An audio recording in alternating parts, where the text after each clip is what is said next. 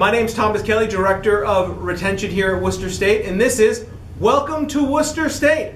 Welcome to Worcester State is an online web show where each week we talk about the important topics that are part of a new student's transition to Worcester State. This week, I'm excited to be joined again by Associate Director of Financial Aid, Jennifer English. Jennifer, welcome back. Thank you very much. Thank you for having me. Of course. For the folks that may not remember who you are and what you do here on campus, you want to give them a little bit of that information as a reminder? Sure. Again, my name is Jennifer English. I'm the Associate Director of Financial Aid here at Worcester State. I've been with Worcester State for a little over 18 years now.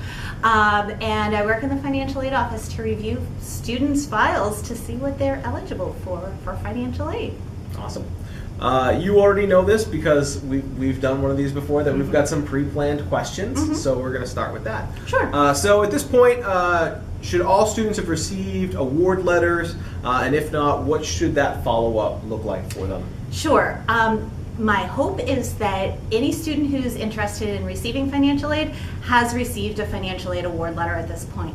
But if not, there is a possibility that they could be somewhere within the financial aid cycle. Okay. Where would a student find out where they're at in that financial aid cycle? The best thing to do is to contact our office.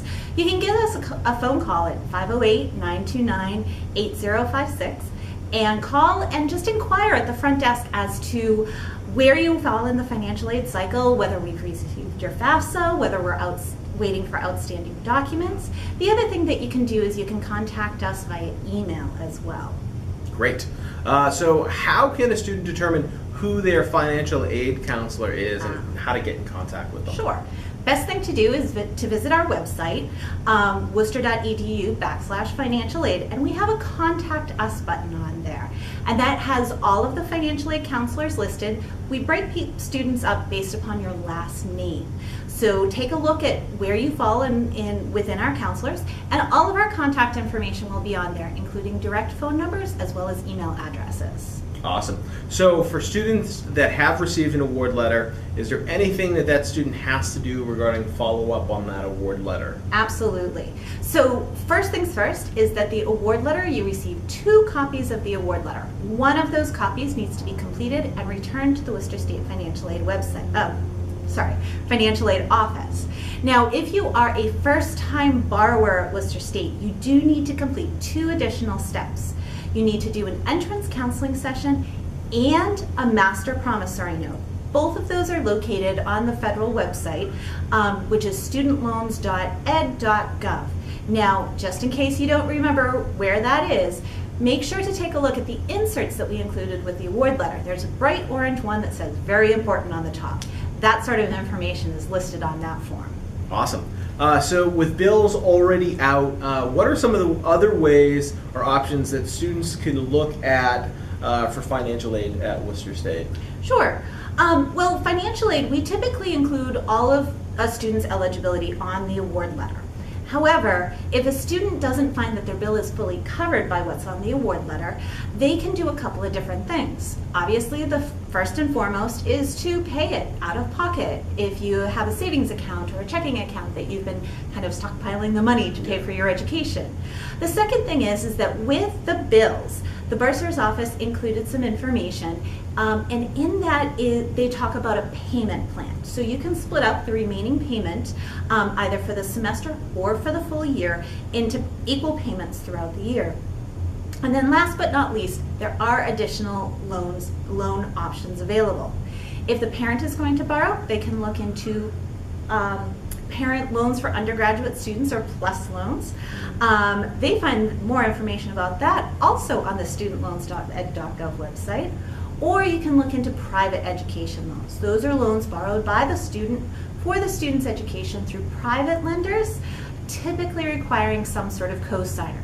For private education loans, just visit Google or Bing or whatever your favorite web search engine is and type in private education loans. Again, take a look at those inserts that we included. On the back of the pink form, our estimated cost worksheet, we actually go over all those options that I just talked about. Awesome.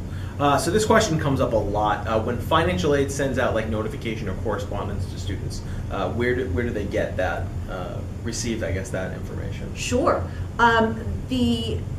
the financial aid is owned by the student. So that means that all financial aid correspondence will go to the student. If the student lives at home, easy enough. All correspondence will go home. However, if the student lives on campus, their financial aid correspondence will go to their on-campus mailbox.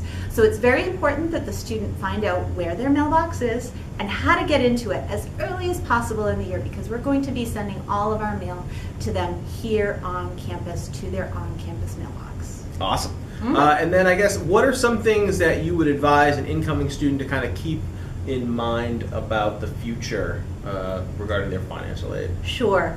Well, financial aid for their following academic year, so for their sophomore year, is going to start really quickly after the beginning of school. The application for the 1920 financial aid year is going to start as of October 1, 2018. So that means that you should really be thinking fairly quickly about applying for financial aid for next year. I usually like to think right around Halloween is probably a good time to put in that application. So kind of put on your calendar right around Halloween to do your FAFSA for 1920. The other thing to do is to keep in mind that if you are interested in scholarships, the scholarship season is typically in the spring semester. Worcester State has scholarships. We usually have them available around January 1st-ish, and they're usually due around April 15th-ish. So make sure to check out worcester.edu/scholarships in your spring semester to apply for any scholarships. Awesome. Those are all the questions that we had planned, but as you know, we have the magical wheel of questions, so feel free to give that a whirl again, and we'll see where you land. Fun fact. Fun fact. You got fun fact last time. Do you want to do it again? Yeah, I do. All right. Okay, the wheel wants me to do a fun fact. The wheel is like, I know, the wheel kind of landed between fun fact and eats, so we're going to go with eats. So I guess the question is, where is like the best place on campus to eat? On campus to eat. Well, I'm a person that just loves my coffee. So honestly, anytime I buy something here on campus, it's typically in the coffee shop that's in the library. So, you know, Starbucks beverages, I love hot chai. So I'll get a chai and then usually sneak something else into my. There you go. so there on the first floor, or the main floor of the LRC, there's a nice little coffee shop and nice little table set up, quiet study, kind of get some work done, enjoy a beverage. It is a nice spot. Yeah, I like it there. Great. Awesome. Well, those have been all of our questions. Thank you so much for joining me. Again, my name is Thomas Kelly, Director of Retention. This has been Jennifer English, Associate Director of Financial Aid. This has been Welcome to Worcester State. If you're interested in watching more of our episodes, make sure you go to youtube.com/Worcester State. Click on the playlist button, and then there's a playlist for Welcome to Worcester State. Thanks for joining us. Happy Wednesday. Bye, everyone. Bye.